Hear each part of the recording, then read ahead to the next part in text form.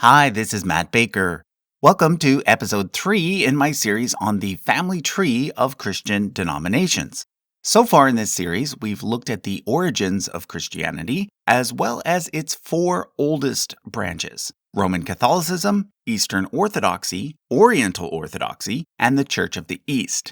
From this point forward, we're now going to shift the focus toward Protestants. We'll start by looking at 3 of the earliest branches of Protestantism: Lutheranism, Anglicanism, and Reformed, all of which arose during the period known as the Reformation. And once again, I'm collabing with Joshua from Ready to Harvest. He has prepared a video comparing these 3 denominations in more detail, along with an even older Protestant group known as the Moravians. So after watching this video, be sure to check out his by clicking on the link in the description or pinned comment. Now, one thing I want to point out is that if you're watching this video during the first half of 2023, the chart that I'm showing you is not yet available from our store. That's because I'm basically building it as I go, and I sometimes make changes based on comments that I get. However, the goal is that by the time the series is finished, you will be able to buy the completed chart as a poster.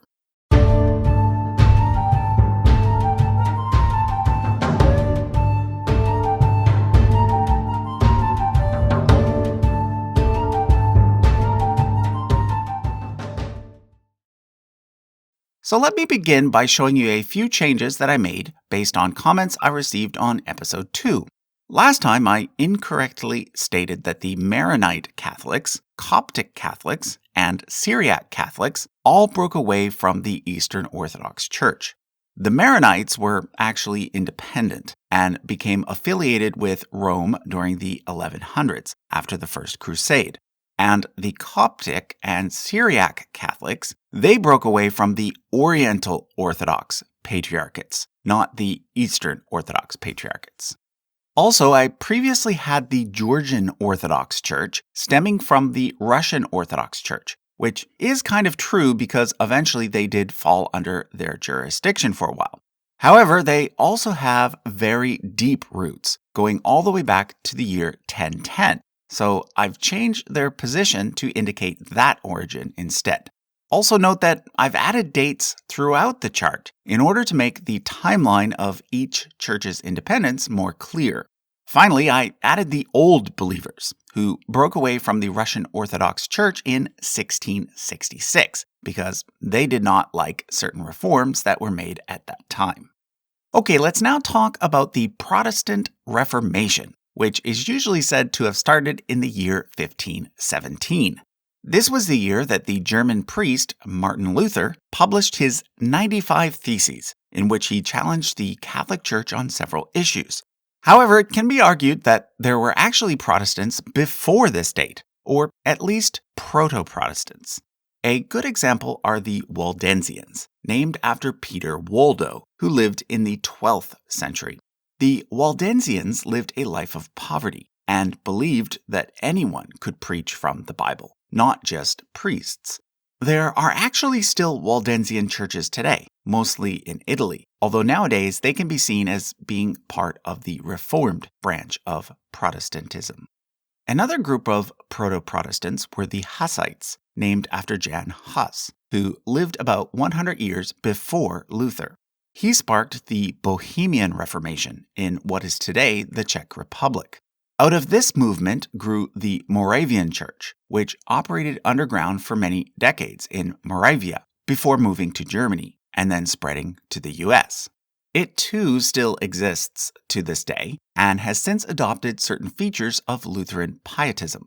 But originally, neither the Waldensians nor the Moravians were large enough to change the religious landscape of Europe. That didn't happen until the 1500s, when people like Luther and Calvin arrived on the scene. Now, the first thing you need to know about the Protestant Reformation was that it was not a single united movement. Instead, it was a bunch of movements occurring in different places and in different ways. However, overall, we can say that the Reformation created 3 initial branches of Protestantism: Lutheran, Anglican, and Reformed. All three resulted in the creation of new state-level churches, which shared authority with secular rulers. There was also a fourth branch, the Anabaptists, associated with what's been called the Radical Reformation. They are quite different, though, so I'll be covering them separately in a later video. So let's start with the Lutherans, who obviously get their name from Martin Luther. 4 years after Luther published his 95 Theses, the Catholic Church declared him to be a heretic and put a ban on sharing his ideas. Those ideas can be summed up with the phrases sola fide and sola scriptura. Sola fide means by faith alone. You see, Luther was angry that certain Catholic priests were abusing something called indulgences. Basically, if you or a relative had committed a bad sin, you could just pay money to the church and get a special certificate that said, if you do such and such a good deed, your punishment in the afterlife will be reduced. Protestants argue that the only thing that makes a person right with God is having faith in Jesus, not doing good works. Sola scriptura means by scripture alone. According to Protestants, the Bible is the ultimate authority, not the Pope or the Church or anyone else. So like I said, Luther was made an outcast, and at first, it looked likely that the Church would find some way to have him killed. However, one of the main German princes offered him protection, and then several other German princes supported his ideas as well. You see, you have to realize that there was no such thing as a united Germany at the time. Instead, the whole area consisted of a bunch of mostly independent states that formed a loose union called the Holy Roman Empire. So what happened was that some states adopted Luther's ideas and some did not, starting around 1521. Now, one thing I want to make clear is that the new Protestant states did not shut down all the Catholic churches and open new Lutheran ones. Priests and churches that were previously Catholic simply became Lutheran, and more reforms and changes were implemented over time. Two of the earliest German states to embrace Lutheranism were Saxony and Hesse. They eventually formed a military alliance called the Schmalkaldic League to defend themselves against the Catholic Emperor. During the 1530s, the three main Scandinavian countries, Denmark, Sweden, and Norway, aligned themselves with Lutheranism as well, cutting ties with the papacy and creating state churches instead. To this day, these three churches are still the largest churches in their respective countries, although the only one that is still an official state church is the Church of Denmark. Now, if we zoom forward about 300 years to the time just after Napoleon's defeat, we get the formation of the Prussian Union of Churches in 1817.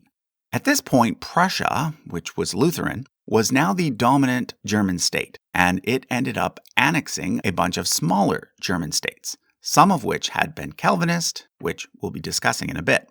So basically, the Lutheran churches and the Calvinist churches were merged together to form a single denomination. Now, not everyone was happy about this, especially on the Lutheran side, because some felt that their beliefs were going to have to be watered down in order to accommodate the Calvinists. So during the remainder of the 1800s, there was a quite large migration of German Lutherans to the American Midwest. Initially, there were dozens of different Lutheran councils and synods in the US, some Danish, some Swedish, some Norwegian, and some German.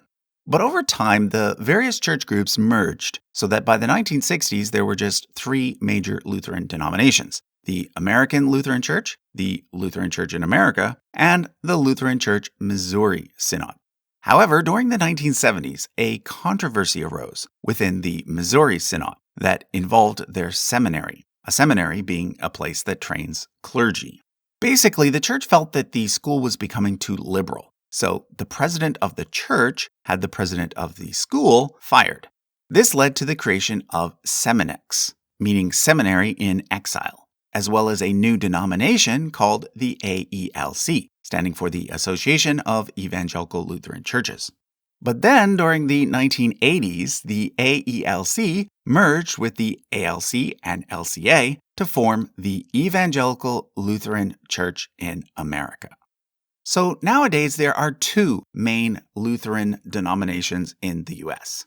There's the more conservative Lutheran Church Missouri Synod and the more liberal Evangelical Lutheran Church in America, which to many people is a bit confusing because in the U.S., the word evangelical is generally associated with conservatives. However, in a Lutheran context, it simply means Protestant. So just keep that in mind. Now, there is a third Lutheran denomination in the U.S. known as the Wisconsin Evangelical Lutheran Synod, but it's quite a bit smaller than the other two. Generally speaking, it's even more conservative than the Missouri Synod. Now, back to the Lutherans in Germany. During World War II, the majority of the Prussian churches supported the Nazis, due in large part to a movement known simply as German Christians. Martin Luther himself had been very anti-Semitic, so it wasn't hard for the German Christians to use his writings to support their cause. However, not all Lutherans in Germany were pro-Nazi. The Lutherans who opposed Hitler, led by Dietrich Bonhoeffer and others, eventually broke away and formed the Confessing Church, although Bonhoeffer himself was eventually captured and sent to a concentration camp, where he was later executed shortly before the end of the war. After the war, the Prussian church was reunited and purged of Nazi supporters. In 1948, several other German state churches joined together to form the Evangelical Church in Germany, or EKD. Initially, the Prussian church, now known as the Evangelical Church of the Union, remained separate, but in 2004 it joined the EKD as well. Today, the EKD, which consists of both Lutherans and Calvinists, is the largest Protestant denomination in continental Europe. The second largest Lutheran denomination worldwide is actually the Makane Jesus Church in Ethiopia, which was founded by Swedish missionaries. Let's now look at the Anglicans. First of all, I should mention that some people don't actually consider Anglicans to be Protestants.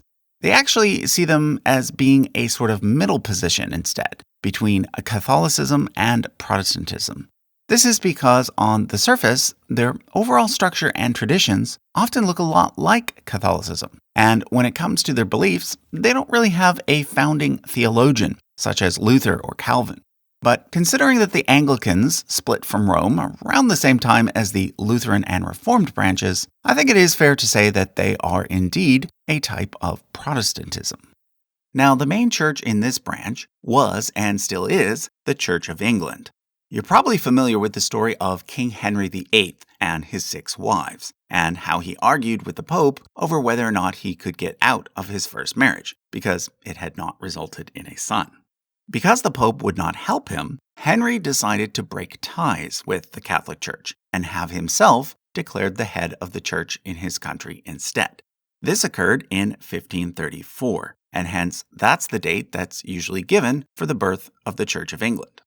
Now again, I want to point out that it's not as if all the Catholic churches in England were simply shut down in 1534 or that new Anglican ones were established. Not at all. The same churches and the same priests actually just continued on as usual. The only difference was that they no longer reported to the Pope.